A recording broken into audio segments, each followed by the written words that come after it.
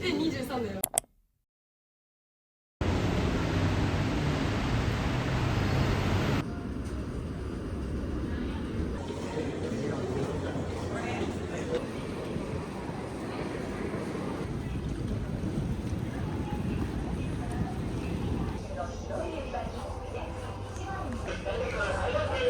お、残ってた。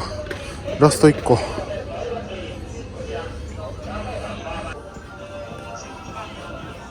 Wi-Fi ルーターを新調しました。ついに。楽しみ。これで回線が安定するか。なんかヨドバシで買い物したのめちゃくちゃ久しぶりな感じしますね。ずっとネットで買ってたんですが、これ安かったんですよ。すごいなんかヨドバシが飛び抜けて安かったんですよね。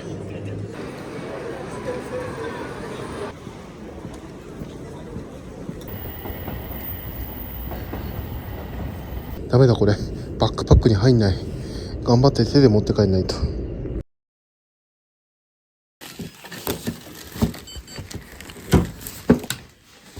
よし、帰ってきました。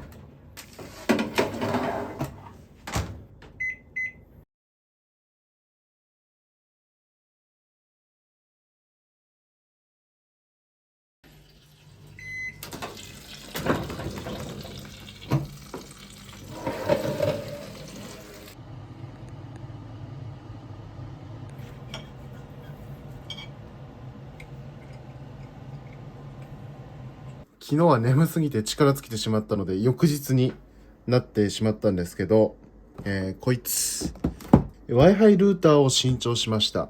TP リンクのアクチャー C80 でいいんですかねっていうものになってます。これがヨドバシですごく安くなってて、もういくらだろうな、3700円とかで買えたんですよ。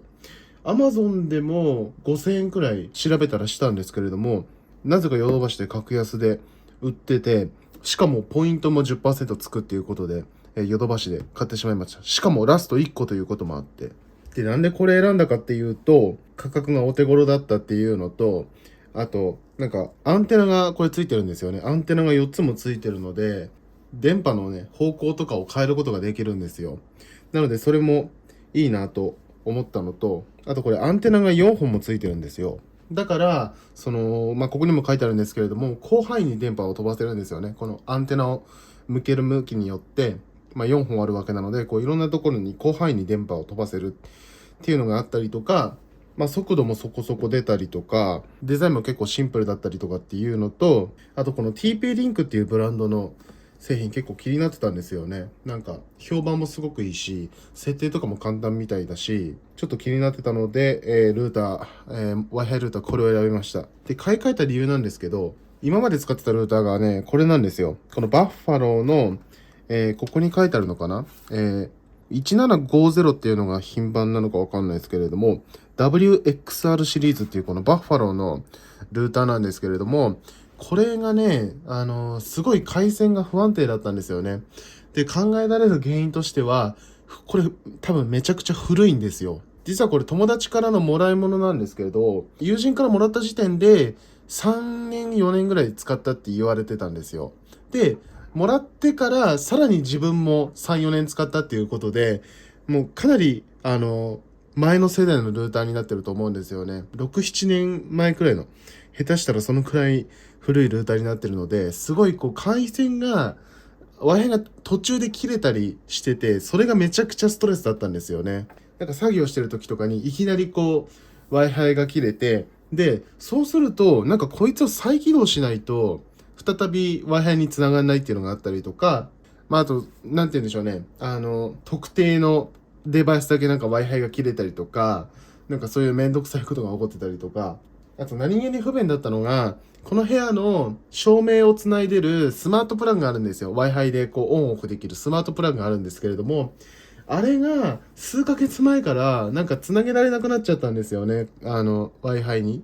っていうか、なんだろうな、その Apple のホームアプリから、あれ QR コードみたいな、スマートプラグについてる QR コードみたいなのを読み込んで設定すると思うんですけれども、なんかこう、回線の問題で機器が追加できませんでしたみたいな風に出て、なのでせっかくスマートプラグつないでるのに、その、スマートプラグについてる物理ボタンでオンオフしてるっていう、よくわかんない状況になってるので、やっぱこう寿命なのかなっていうことで変えることにしました。あとこれそもそも壊れてるんですよね。このアンテナ、3本もともとついてたんですけど、ここがね、折れてるんですよね。これ友人からもらった、時点で折れてたんですけれども、やっぱりもともと物理的な損傷があるし、古いっていうことで買い替えかなと思って、ずっと Wi-Fi ルーターの買い替えを考えてて、で、フラッとヨドバシ行った時にこれがあったので買ってきたっていう感じですね。5GHz だと1300、2.4GHz だと 600Mbps。まあ、規格値、こんぐらい出ますよっていうことだとか、まあ、推奨利用環境、戸建てだと3階建て、マンションだと 4LDK で、最大36台のデバイスを接続できますと書いてあるんですけれども、この部屋はワンルームなので、もう余裕中の余裕だと思います。というような感じですね。うん。はいはいはい。こんな感じ。この、なんか、TP リンクのアプリを落として、ここから設定できるみたいですね。はい。パッケージはとりあえず、こんな感じですね。あとそう、この Wi-Fi ね、もう電波自体も、なんだろう、離れるとすぐ繋がなくなっちゃうんですよ。それも、大きい一戸建てとかマンションとかだったらわかるんですけれども、この、うち、ただのワンルームアパートなんですけれども、それでもうなんかトイレとか行くと繋がんなくなっちゃうっていう、どんだけ、安定性悪いんだよっていう感じなんですけれども、そういうレベルだったんですよね。なので、本当買い替えてよかったなと思いますけれども、あんまり詳しくないんですよね。こう、なんだろう、PC 関係とか、そういうのは詳しいんですけれども、こういう Wi-Fi とか通信関係で全然詳しくないし、知識もないので、なんか良さげなやつ適当に選んできただけなんですけれども、なんかヨドバシでこれ買うときも、今 Wi-Fi 6が主流になってるんですけど、これ Wi-Fi 5しか対応してないけど大丈夫みたいなこと言われて、いや、まあでも、Wi-Fi 6にすると、値段とか上がるんだろうなと思って、まあとりあえずこれでいいですって言って買ってきちゃったんですけれども、ほぼ、全然その通信関係の知識っていうのはないんですよね。それにね、別に、なんだろう、ある程度、速さとか安定性とかは欲しいんですが、そこまでこう、ハイエンドなものは別にいらないなと思ってて、速度が必要な PC とかは、有線 LAN で接続してるんですよ、自分。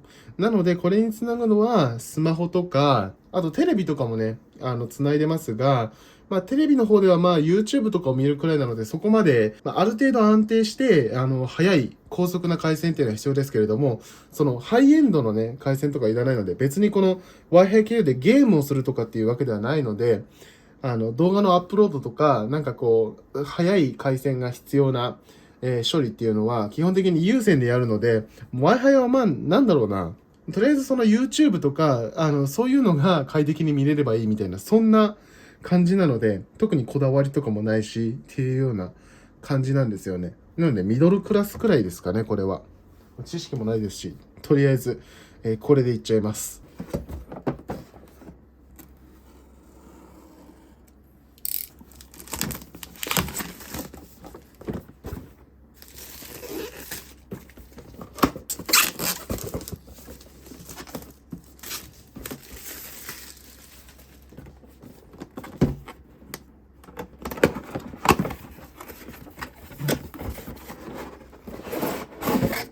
お、来た。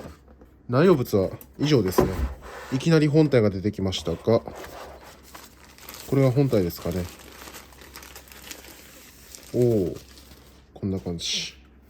このアンテナのペリペリはどうやって剥がすんだろう。あれかな、ペットボトルのラベルみたいになってるのかな。そういうわけじゃないのかな。そうだな、多分。怖いんだけど。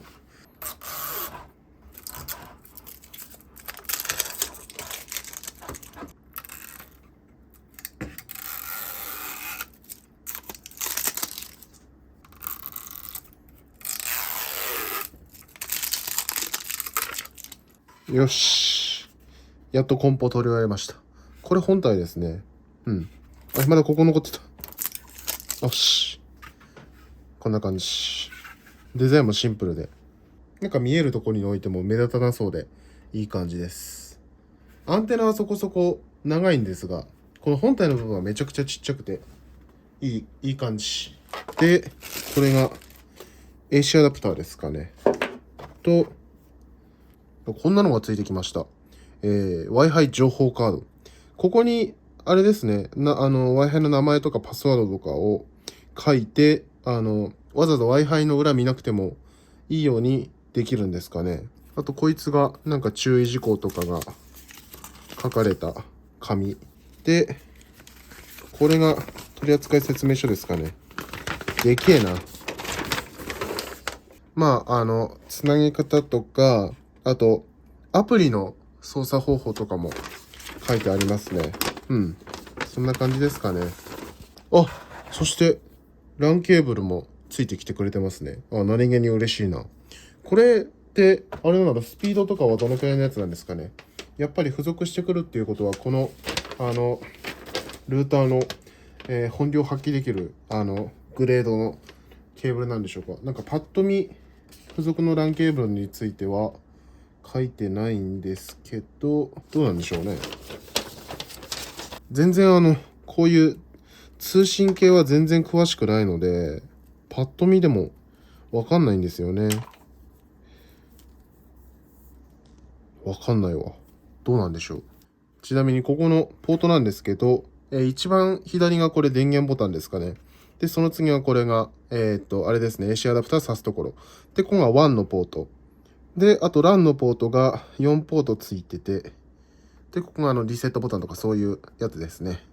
そんな感じです。一応ですね、ここに取り付けたいんですよ。ここの壁。今、ここの下に、これモニターが下見えてると思いますけれども、ここにデスクがあるんですが、まあ、PC は、有線 LAN で使用するんで、別に場所は、デスクの場所はどこでもいいんですけど、ここが部屋の真ん中っていうのと、あと今違う場所につけてるんですけれども、ちょっと高さがありすぎるっていうのと、さすがに結構目立ちすぎる場所なので、場所変えたいなと思ってたので、ここで。あと、そう、トイレの方とか行くと、繋がりにくかったりするので、玄関とかトイレとか、浴室とか、そっちに近い方につけたいなと思ってたので、場所はここに変更します。アンテナがね、どうなんだろうな。あ、ポートが、ここにあるから、あ、上向けちゃうとあれなのか。配線しにくいかな。こう向けた方がいいか。電源とかもこっちから取るので、ポートをデスクの方に向けた方がいいかな。で、アンテナ、あ、なるほど。こんな感じで曲がるのか。アンテナの向きとかはまだちょっとどうすればいいかっていうのはあれですけれども、こうかな、とりあえず。配線のしやすさ考えて、手前にポートとか向ける形で、とりあえず取り付けようかなと思います。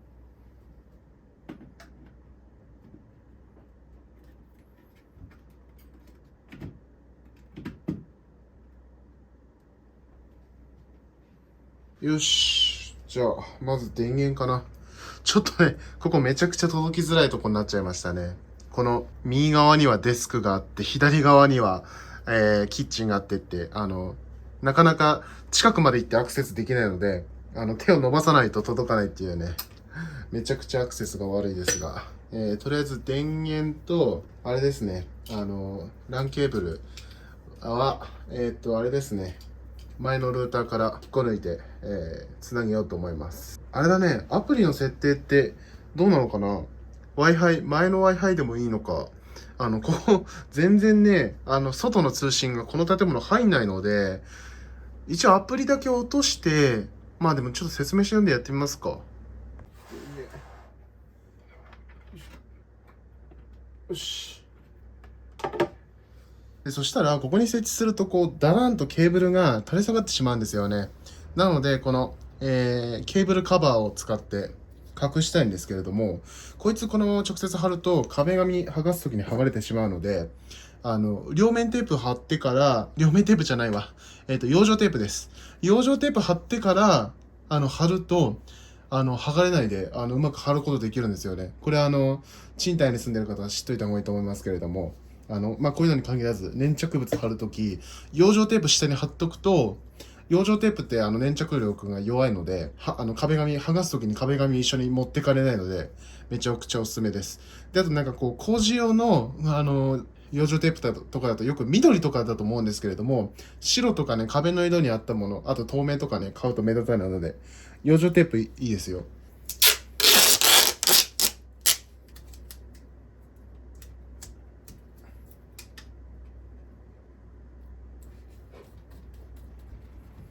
はい、ということで今、この古いルーターから全部、繋がってたものを抜きました。あそこの、ここら辺にちょうど、ルーターが壁付けされてたんですけれども、こいつが電源で、この白いのが WAN で、この黒いのがパソコンに繋がってる有線でございます。なんだこれ、尻が反応して、潮時が来たら終わりなのか。なんか変なものが調べられてる。今あそこにあったんですけれども、あそこ結構目立つし、配線とかも結構いろんな、コンセントからも遠いし、ネット使うデバイスからも遠い場所だったので、部屋の中心って意味では良かったんですけど、配線するのがめっちゃ大変だったんですよね。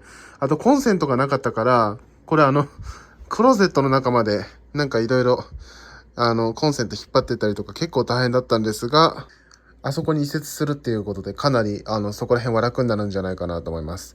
やっぱりね、アンテナが4本もあって、デザインがシンプルとはいえ、結構ね、よく見れば目立つんですが、でもここら辺、機械類がたくさんあるので、パッと見はそんなに目立たないかなと思いますけどね。一応、こんな感じで、LAN ケーブルを外して、その下にある白いケーブルが、こうずーっとこう部屋を一周して、で、ここにモデムがあるんですよ。ここまで繋がってるっていう。なのでちょっとこれ外します。よし。一応これをさっきの元だった位置からずーっと戻してきて、さらにこう持ってきました。あそこから繋がってるんですけど。いや、大変だった。よし、ということで、すべての配線を接続して、で、あとここもちゃんと隠しました。で、そしたら電源を入れます。電源ボタンは、この電源ケーブルとこの一番端っこのアンテナの間、ここ狭いですけど、ここにあります。ポチッと押しましたが、どうだろう。あ、来た。台所側になってますね、この LED のイジゲーターが。で、これ LED イジゲーターが数のようになるまでお待ちくださいって書いてありますね。電源と、あと 2.5 ギガ、4ギガと5ギガのところが青に点灯。で、インターネットのこの一番端っこの部分が緑またはオレンジに光ると OK と。準備完了っていうことですね。あ、なったかな？ OK っぽいですね。これちょっと見にくいですけど、インジケーターの、下、画面では左側にマークが書いてあるんですよね。一番上が電源で、いろいろ Wi-Fi のマークが書いてあったりするんですけれども、なんか2分かかるって書いてあったんですけど、30秒ぐらいで起動しましたね。こんな感じです。多分これでルーター側の準備は OK みたい。そしたらアプリを落とすみたいですね。この、取説に書いてあるんですけど、このシザーでいいんですかね。シザーっていうアプリを落とすみたいです。ちょっとダウンロードしていきますが、今これ 4G の電波なので、しかも2本しか経ってないっていう状態なのでね、Wi-Fi 切る前にやっとけばよかったんですけど、完全に忘れてました。あ、いけましたね。ダウンロード。でも、待てばできそうですね。ダウンロード。そんなに重そうなアプリではないので。OK っぽいですね。インストールできました。そしたら、コンティニュー。まずね、アカウントを作れって言われましたね。ローカルネットワークをオンにしようと。オンになってるけどな。オンになってます。もう Wi-Fi につなげちゃうんだ。これ、アプリで設定しないと Wi-Fi つなげないと思ったんですけど、Wi-Fi つなげてからセットアップするみたいです。なのでもう出てくるのかな、これに。これですかね。この2つ。TP リンクって出てると思いますけれども、TP リンク 825A っていうやつだと思います。いけましたね。繋がったみたいです。あ、でもなんか、Wi-Fi 繋がってるっぽいですね。で、そしたらさっきのアプリを開きますと。で、もう繋いだと。で、これなんか、アカウントを作らないといけないみたいですね。この TP リンクアカウントみたいなのを作らないといけないみたいです。クリエイト TP リンクアカウント。一応確認、アカウント作れたみたいですね。これでメールアドレスに送信しましたよと。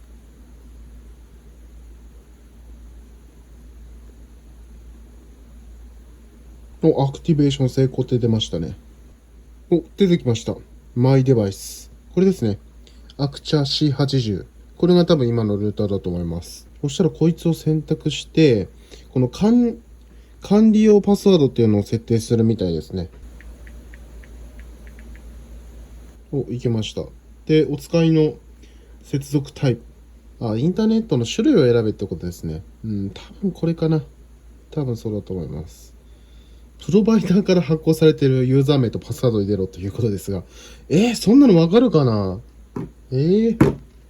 OK。なんとか調べて入力できました。で、次が、この SSID とパスワードを設定するみたいです。この規定のやつを使うこともできるんですけれども、自分で再設定できるみたいなので、これをちょっと設定します。よし、これで確定。これ長そうだな。これめちゃくちゃ時間かかりそうな予感がする。OK。で、そしたら、とりあえず、接続。インターネット接続テスト。なんだろう、インターネットに接続されてませんって出てますね。さあ、言ってくれ。ダメか。なんだろう。よく説明書読んだら、さっきSSID とパスワードを変更したんですけれども、それ、変更する前に、繋いでたんですよ、この Wi-Fi と。だからそれを一旦切って、変更後の、SSID とパスワードでもう一回接続するって書いてありました。なので、今回はいけるはずです。OK。ネットワークはオンラインでつって出ましたね。多分繋がりました。ではちょっとネットの速度測ってみましょう。今は、パソコンに MacBook に Wi-Fi を 5GHz の電波を繋いでる状態ですね。では、測っていきましょう。早っ。超早い。前のルーターがどのくらいかっていうのをね、覚えてないので、ちょっと正確な比較はできないんですが、プロトンは早いんだ。めっちゃ早いですね。多分前のやつの倍くらいは出てると思います。でも本当になんかガチで回線こだわってる人からすると、なんともない数値かもしれないですけれども、うちにしてはかなり速い速度ですね。もう一回やってみましょう。すごい。もうこれだけ速度出てれば、正直困ることはないでしょうね。なんなら PC も有線で繋がなくてもいいんじゃないかっていうぐらい。繋ぎましたけど、はい、こんな感じですね。はい、では今、Wi-Fi をオフにして、有線 LAN で接続している状態です。さあ、これでどのくらい速度出るのか。なんかいまいち速度が上がらない。でもアップロードが早いけど、ダウンロードがもう少し出てもいいような気がするけどな。有線接続ですけどね。なんかちょっと有線調子悪いな。ケーブルの問題とかもあるかもしれないですけど、付属してたケーブルってあんまり速くないやつなんですかね。ちょっとあんま詳しくはないですけれども、ここはケーブル変えてみるといいかもしれないですけれども、速度が遅くても、有線の方が安定性はあるので、有線のメリットはあると思うんですけれども、なんかもうちょっと速度出てもいいような。Wi-Fi の方が早いですね。でもここはちょっとケーブル変えたりとかいろいろいじってみると改善されそうですね。で、今ちょっといろんなデバイスを Wi-Fi につなぐ作業をしておりますけれども。